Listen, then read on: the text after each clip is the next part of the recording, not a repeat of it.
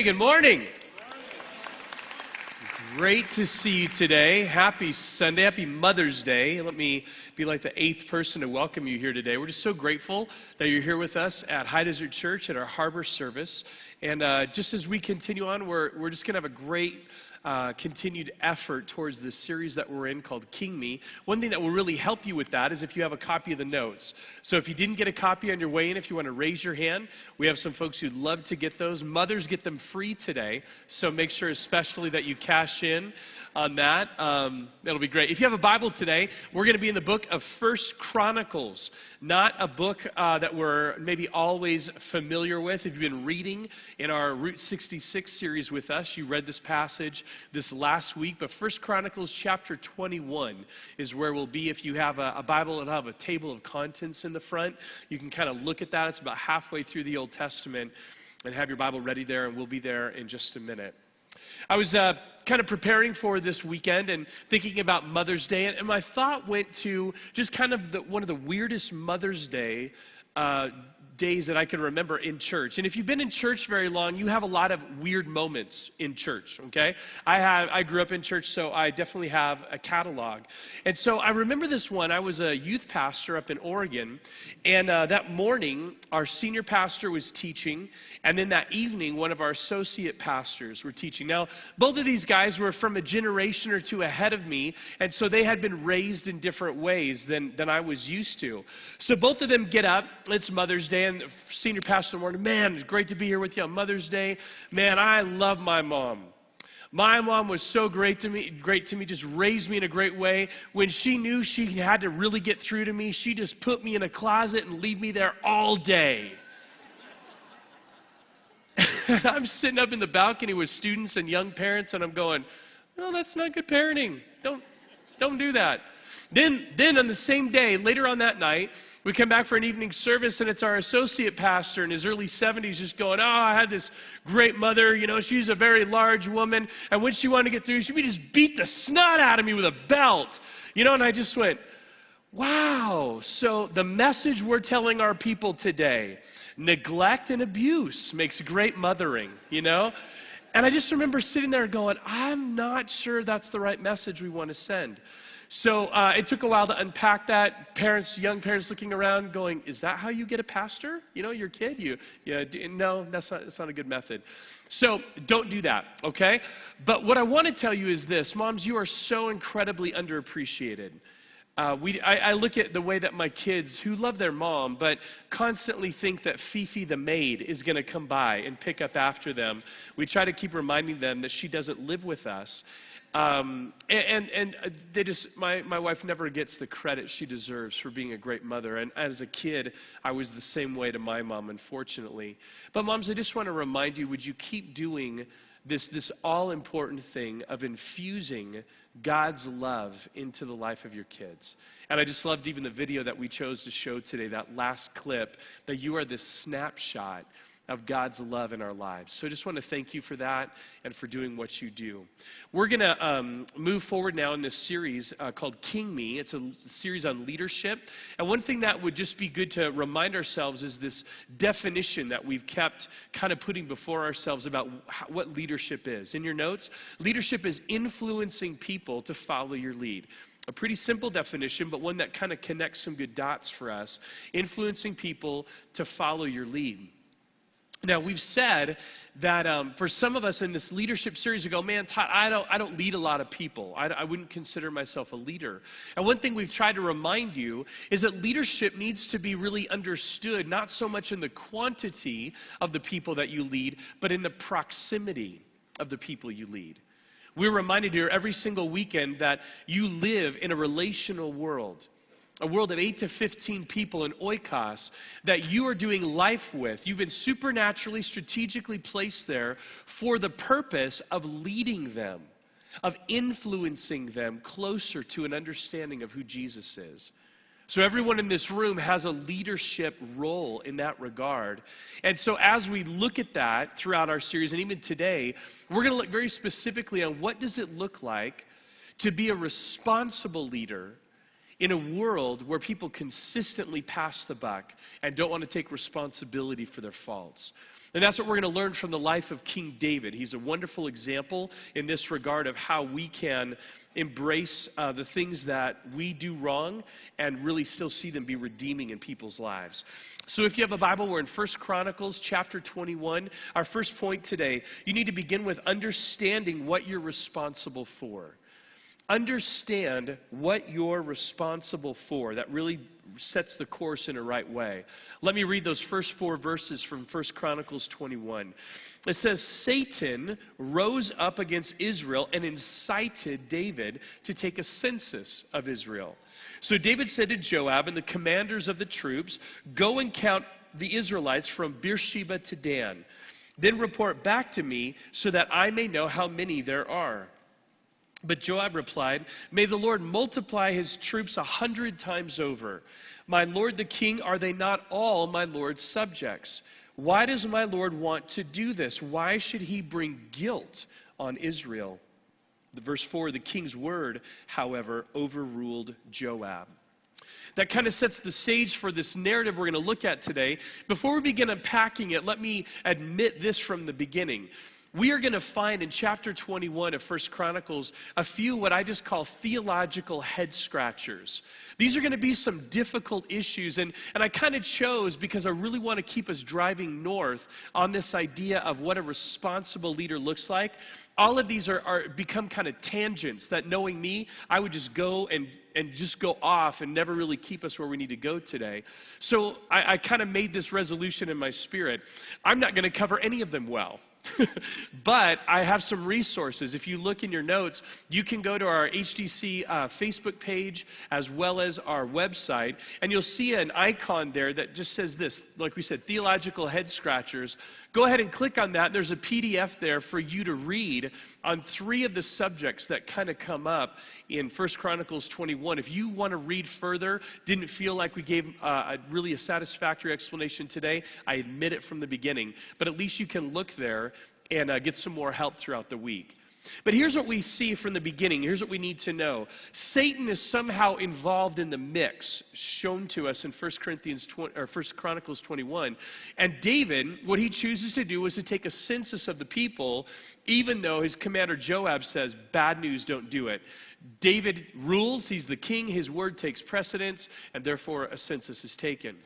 Now, if you're reading with us in our Route 66 series, we read this passage this last week, and you may have read this and kind of scratched your head a bit and thought, what is the big deal?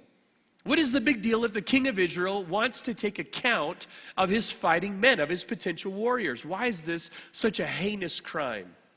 And if you read that and wondered that, we have a couple ideas maybe to help with that today. Number one, as you read about any time there was a census taken from Genesis up until now, we're going to read that it's always at the directive of God. God always says, Moses, I want you to count the people. And he is the one who gives the direction for that. It never came from a national leader himself.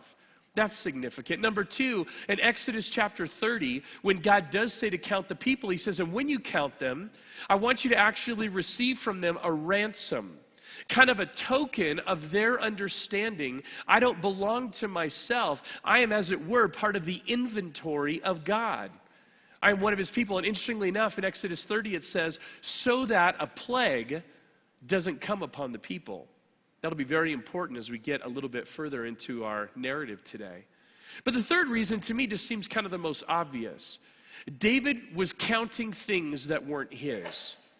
He was counting things that weren't his. It'd be like this. It'd be like if your neighbors said, hey, would you watch our place while we're gone on vacation? And you say, sure. And then they come home from their trip and they see that you're in their yard, actually in the shed that attaches to their house, and you're counting all of their power tools. And they're like, what are you doing? And you're like, I'm just taking inventory. And they're like, no, that's called casing the joint. That's not yours to count.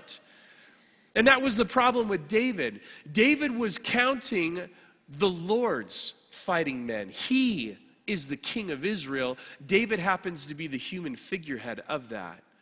And David overreached his bounds and went into a territory that wasn't his.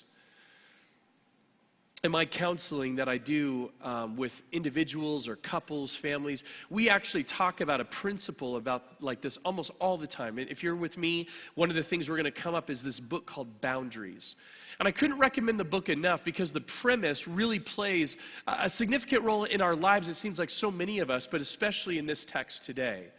Boundaries basically says this, that we go through life feeling as though we can control, or even specific to today's word, that we are somehow responsible for other people's words or thoughts or actions.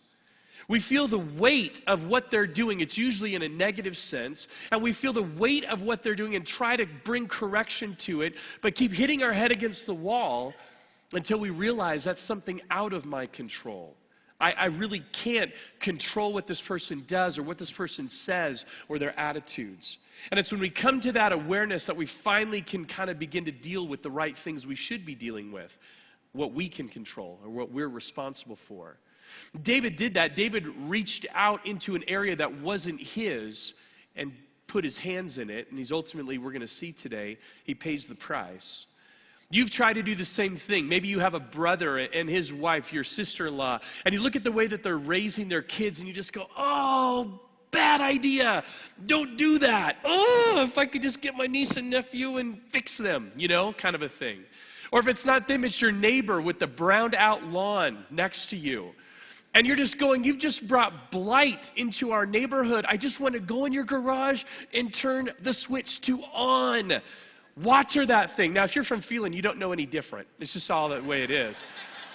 But everywhere else in the valley, you would at least feel the frustration of this. Come on, I want to see some greenness in our neighborhood.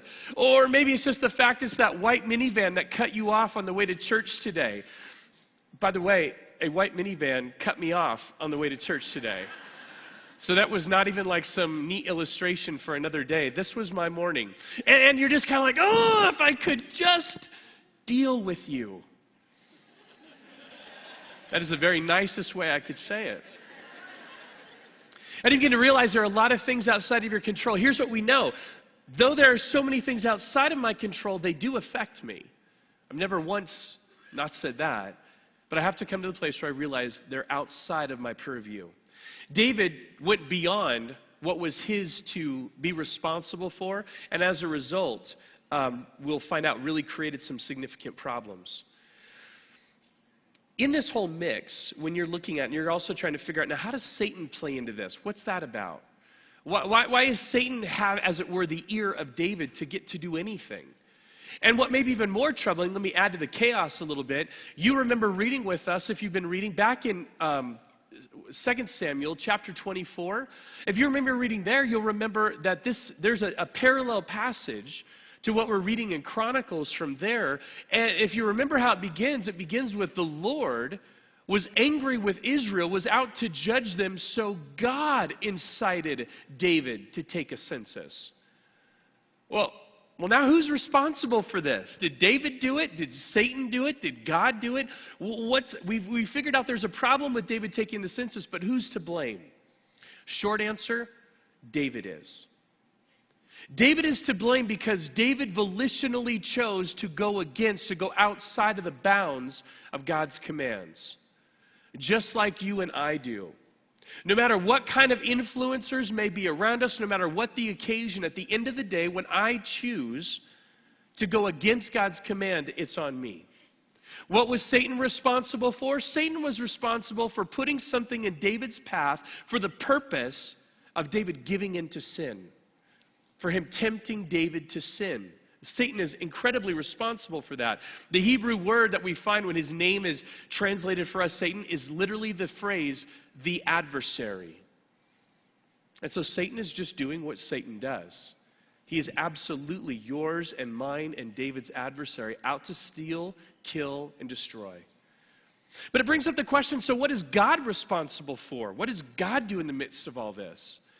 God is responsible for judging the nation of Israel. It doesn't tell us in 2 Samuel 24 specifically as to why.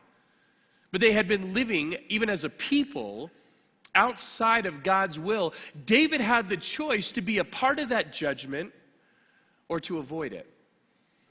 He chose to be a part of it based on what he did. And one of the documents that we have online for you to look at is a really succinct statement that helps me understand this a little bit more. It says, sometimes God sovereignly permits Satan to act in order to achieve God's ultimate purposes. And that's maybe one way to try to reconcile this. But there's more for you to read if you want to look at that. Let's keep moving in 1 Chronicles 21. Down in verses 7 and 8, listen to David's response when he is brought face to face now with what he's done. It says, this command to take a census was also evil in the sight of God, so he punished Israel. Then David said to God, I have sinned greatly by doing this. Now I beg you, take away the guilt of your servant. I've done a very foolish thing. King David chose to go outside the bounds, chose to go outside of God's commands, but yet he was quick to take responsibility for what he'd done. That leads us to our second point today. Number 2, admit your faults. Admit your faults rather than deflect blame. Admit your faults rather than deflect blame.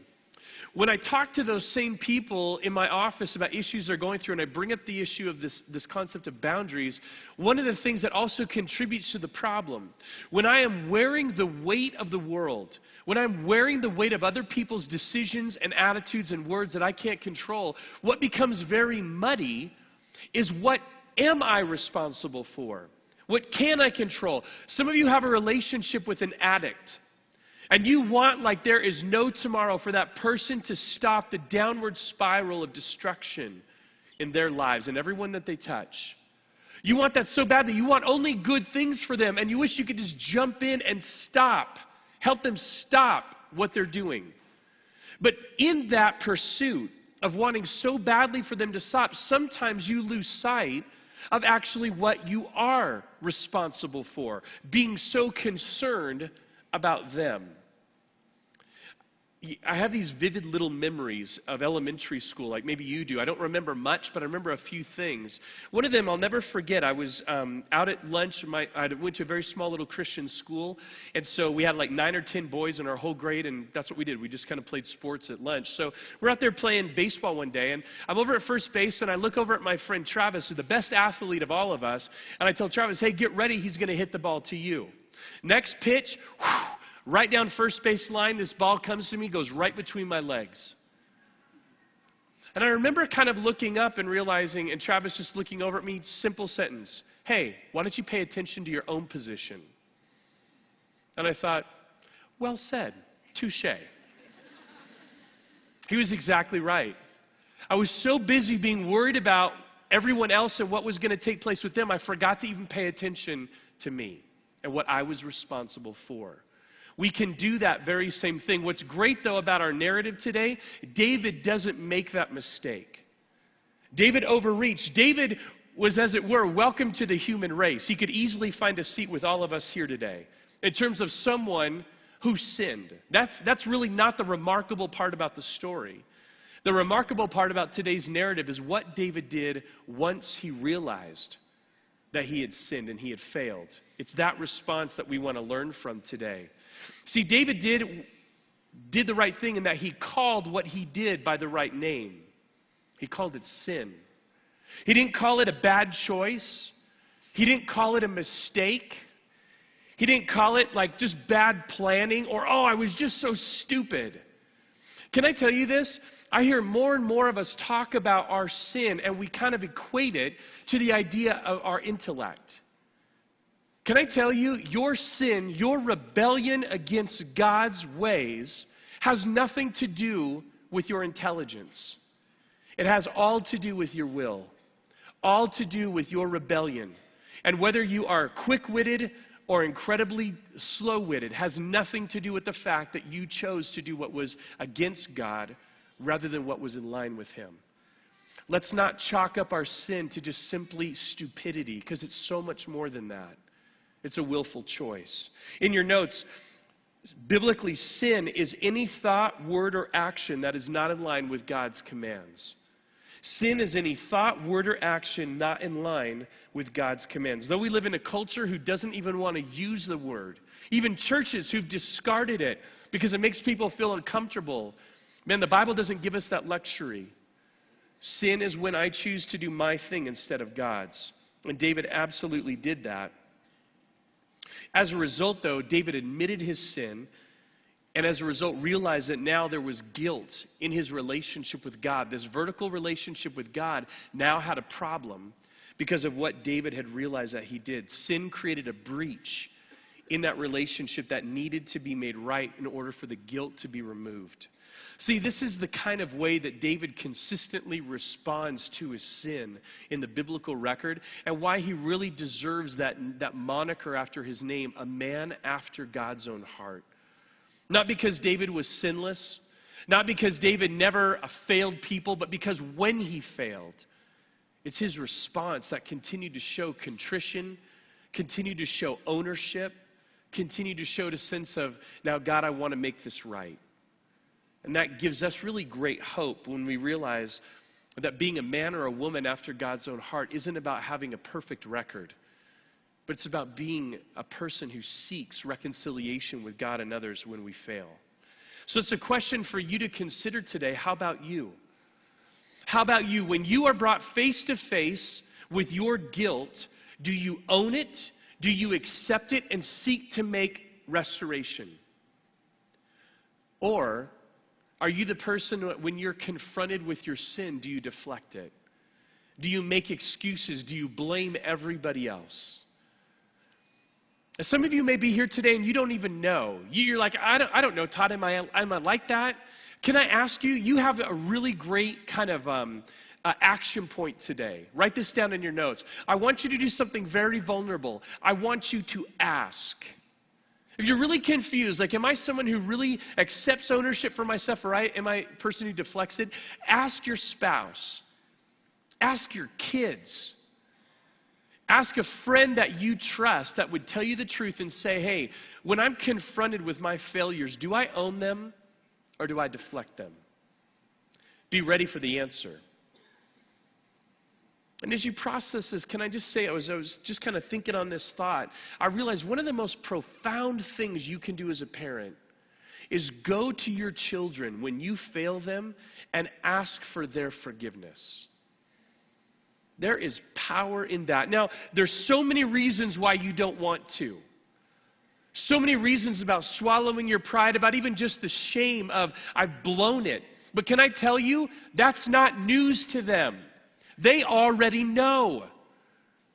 Why not do something that actually can redeem, at least in part, the situation? Because this is what you want. You want for your kids to be these kind of people who, when they fail others, they own their stuff. I know you have a kid in your family that immediately when something goes wrong and everyone's trying to figure out who did it, the words out of their mouth, not me. The Teflon kid, you have one. I know you do. And it just drives you nuts that they won't own their stuff, and you've talked to them and you've talked to them and you've talked to them. You need to take responsibility for your failures.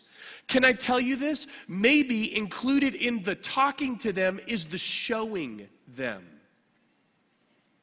Maybe you need to model what you're so desperately trying to just kind of burn into their brain.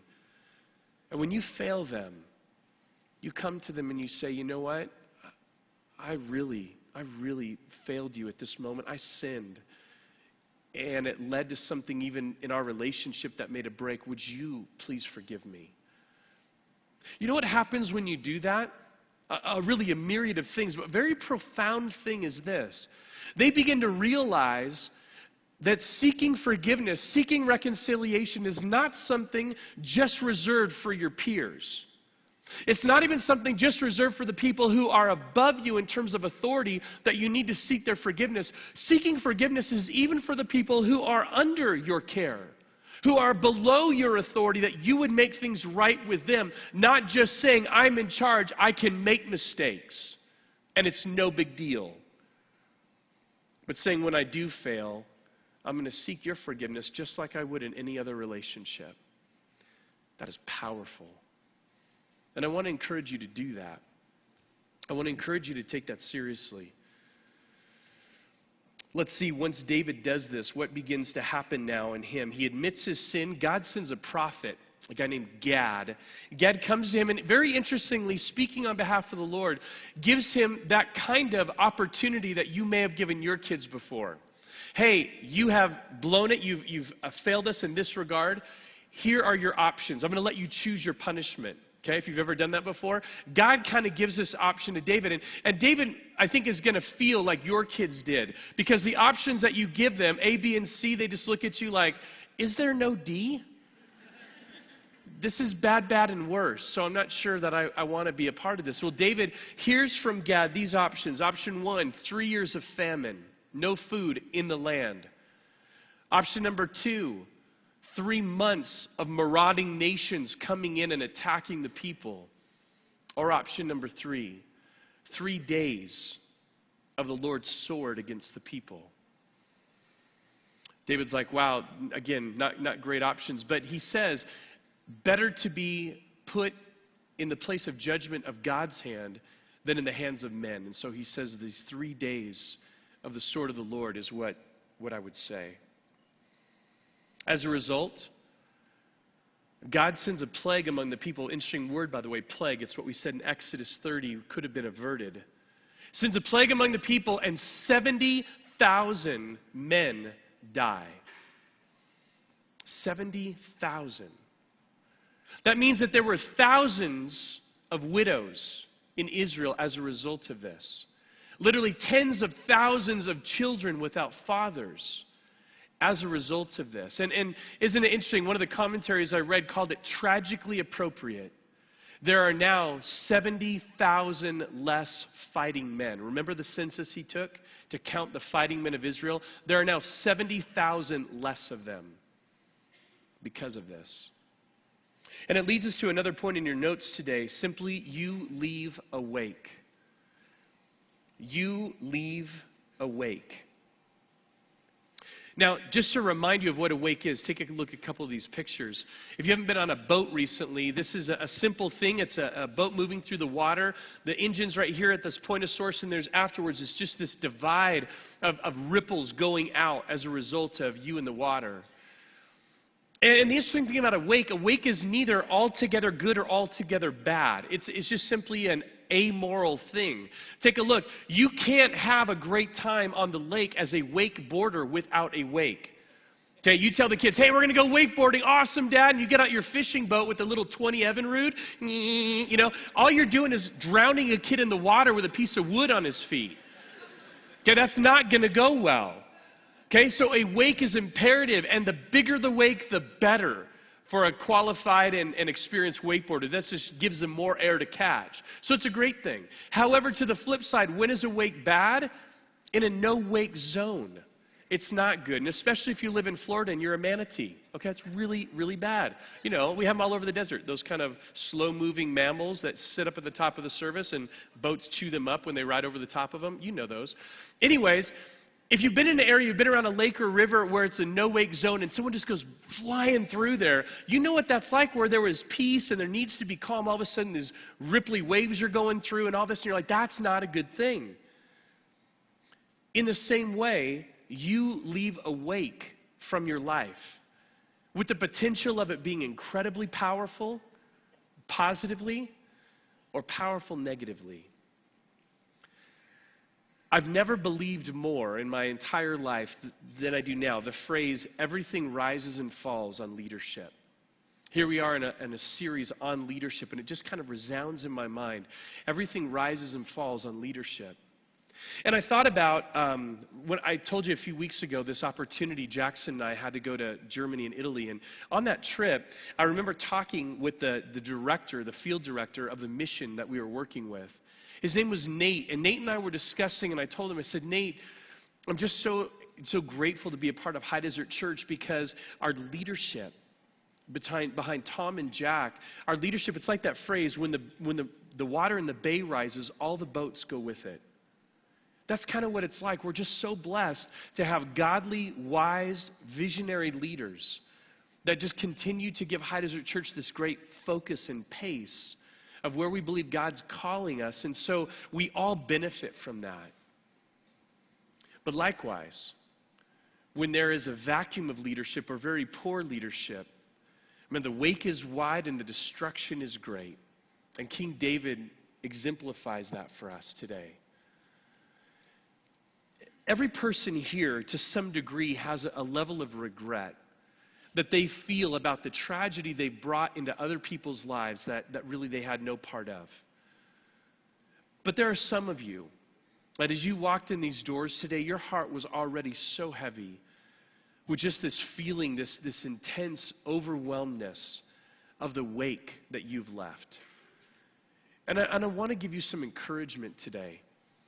Because as a result of what David has done and now what David is seeing in the lives of his people, he responds in two ways, two very active ways that were things that were in his control, his responsibility to try and attempt to do. The first thing he does is he simply begs for mercy. Begs for mercy to God about that the tragedy in people's lives would be somehow mitigated. God, would it not be as bad as it's going to be? Would it not be as horrible as it should be? And we see these words that he says in 1 Chronicles 21:17. David said to God, "Was it not I who ordered the fighting men to be counted? I, the shepherd, have sinned and done wrong.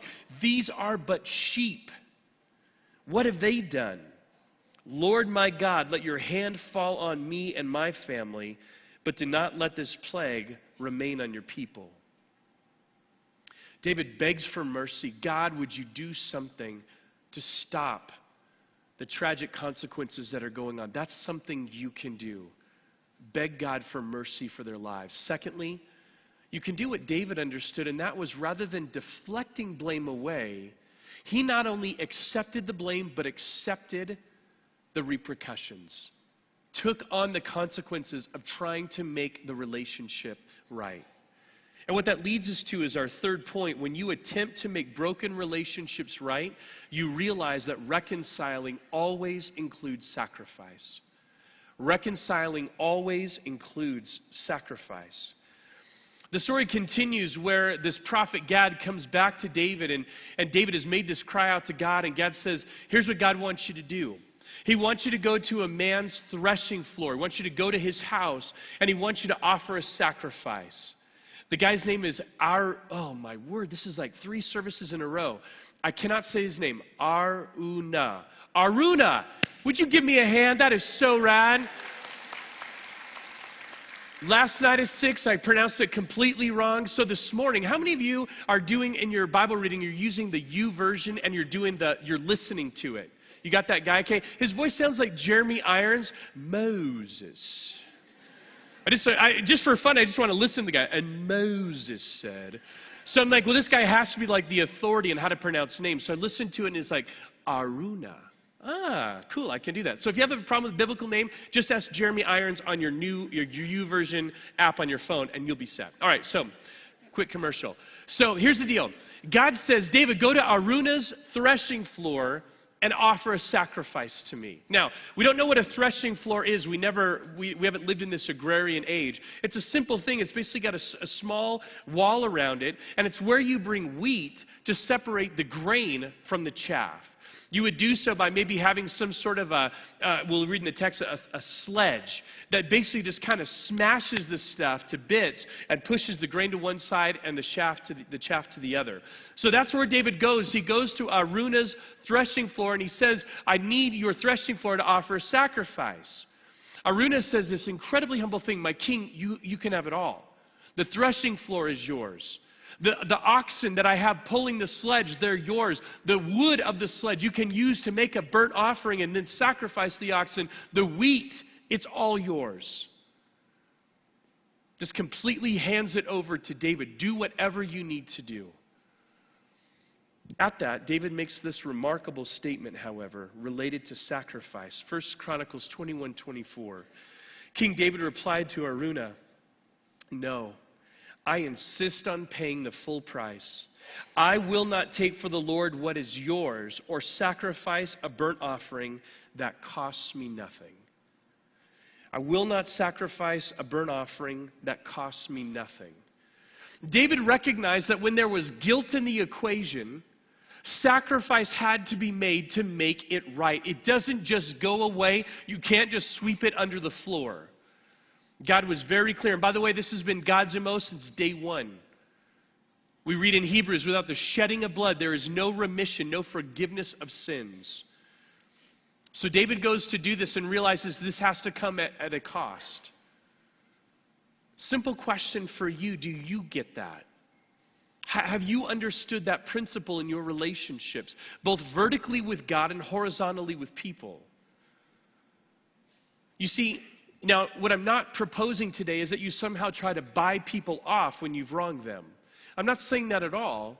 But I am saying that the relationship now has a gap because of what you've done, and you need to use the right materials to bridge the gap, to build a bridge with them. And that's incredibly important, incredibly significant to the whole thing of really finding reconciliation. For all of us, it's going to include swallowing your pride. Because you're going to need to go to them and say, like I just had this flashback to Happy Days. I was, remember, no one knows Fonzie? I mean, come on. We're talking Nick at Night. You've had to have watched this, okay? Just words he could never put out was wrong. But that's what you have to start with. I was wrong. It's going to cost your pride. It's going to cost time. If you violated the relationship, there's no doubt it's going to take time to reinvest yourself in that life. It's going to cost finances. And think about this just for a second. When you're out of a situation, you can obviously see it so much more objectively. But why would we think that if we have financially violated someone, that it shouldn't take financial restitution to make it right? That's like the most logical thing when you just put it up in front. Now, when it's the situation that you're in, and there's a whole lot of contributing factors and a whole lot of places you'd like to push blame, it's very hard to see it. But that just makes sense. For some of us, what's created this problem was just a series of untrustworthy things you did or said. So what that's going to take is now a series, much longer than you ever thought, of trustworthy things you say or do in the opposite direction. That's what it's going to take to build the bridge. And we look at that and we go, okay, so in order to reconcile, there needs to be sacrifice. In your notes, when you trespass against someone else, the responsibility is yours to seek reconciliation. When you transgress against them, the responsibility is yours to seek reconciliation. And this is not only true horizontally with people, it's true vertically with God. See, that's who David sinned against primarily, was he overstretched his bounds into areas that were God's. So the vertical relationship is broken. He's now going to say, God, I'm going to sacrifice to make it right. But can I tell you this? God knew that day like God knows today, no amount of sacrifice oxen, no amount of grain offerings or fellowship offerings or burnt offerings or guilt offerings would ever atone the sin that we needed fixed. So we're not talking about when you feel badly with your relationship with God, man, I really got to come to church this week. Man, when the offering goes by, I'm really going to make sure I throw some money in so I can feel. It's not about that. It's not about responding out of guilt. That's called religion. A relationship with Jesus, though, is so different because it takes into effect the fact that God, knowing our trespass, knowing our guilt, went ahead of us. I put Jesus on a cross in our place. Can I finish by telling you this incredible significance? David goes that day to Araunah's threshing floor. At the end of 1 Chronicles 21, he says, this is going to be the site, this very place is going to be the site for our temple to Yahweh. Israel has not built God a temple yet. Solomon, David's son, will do it. You read this week as we now moved into 2 Chronicles, all the description of Solomon's temple built at Mount Moriah on Araunah's threshing floor. That was David's present and soon future. Go back to the past. This was the very same mountain. Back in Genesis when God said to Abraham, Abraham, take your one and only son of promise, take Isaac, take him to the top of that hill and sacrifice him to me. Seems so ungodlike. God doesn't ask us to sacrifice our kids. But Abraham, after all the things he'd experienced and seen God's trustworthiness, he says, okay. He walks Isaac up to the top of this hill, and he goes to put his knife up, and the angel stops his knife and says, Abraham, good. I wanted to know where your priorities were. Take Isaac off the sacrifice. There's a ram in the thicket. Sacrifice that instead. This was the same piece of geography where Abraham went to sacrifice Isaac, as where David sacrificed for God to stop the plague, as where Solomon was going to build a temple just literally a generation later, and even a few hundred years later, was going to be a stone's throw from where God put his one and only Son on a piece of wood for you and for me. Calvary, specifically Golgotha, the place of the skull, is literally within eye shot from the temple, from Aruna's threshing floor.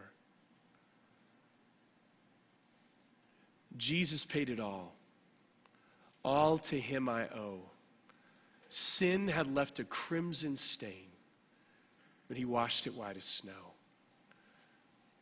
This significant place of sacrifice speaks to even you today. And you know, there is this relational world you live in. There are people who need not just to even know that message, know that great news, they need to receive it.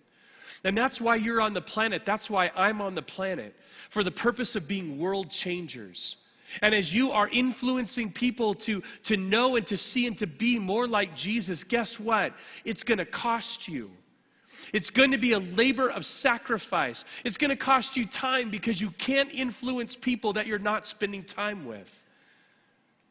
It's going to cost you emotional energy. There are going to be these breakthrough moments, and people in your oikos when you just see it. You've prayed for it. You've sought God. God, would they be interested in you? And the time when they are is when you're at the end of your rope. It was never when everything was going great that day. It was always when you already are downtrodden. You have nothing left in the tank, and that's when they want to talk. And you go, God, I've been praying for this. I'm here. It's going to cost you. It might cost you financially, because some of the best things that you can ever do are including the people of your oikos in with your family to watch the way that you love God and love each other. It's going to cost you, but it's going to be so worth it. 2 Corinthians, in your notes, maybe make that change. 2 Corinthians chapter 5, verses 14 and 15 describe why that cost is so worth it and why it's so appropriate. For Christ's love compels us, because we are convinced that one died for all, and therefore all died. And he died for all, that those who live should no longer live for themselves. We're called to be God's ambassadors to our worlds, that those who live should no longer live for themselves, but for him who died for them and was raised again. That's what it means to take on the responsibility of being a world changer. Let me pray. Father God, we come before you today, and we begin by just saying thank you.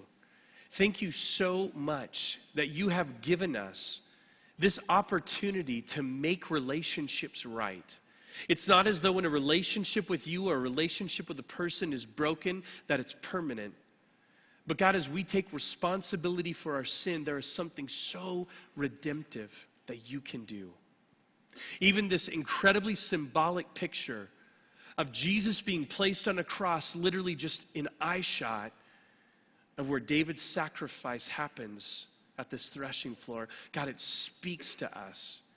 You are a God who's provided the way. You may be here today, and that way of being right with God through a relationship with Jesus, it's something that you may have heard about before, but you know in your heart of hearts you've never responded to it. The great news is, before you even get out of your chair this morning, that can change. That can change just like it did in the lives of the people that were getting baptized today, who said, you know what, God, I've realized what I've done. I've admitted that I'm a sinner, admitted that I've lived life on my terms and against your commands. And B, I believe that what Jesus did at the cross, his perfect life lived, his sacrificial death, his miraculous resurrection, all of that 2,000 years ago pays for my sin, covers my guilt. And C, I choose. I choose not just to know that, I choose to live that. By taking my life to the cross and following Jesus, living according to his way. They made that decision and they made that very public in front of you today. You can make that decision yourself by praying these ABCs and letting God miraculously change you from the inside out. Father, we love you. We owe you everything. And we pray all because of Jesus today. Amen.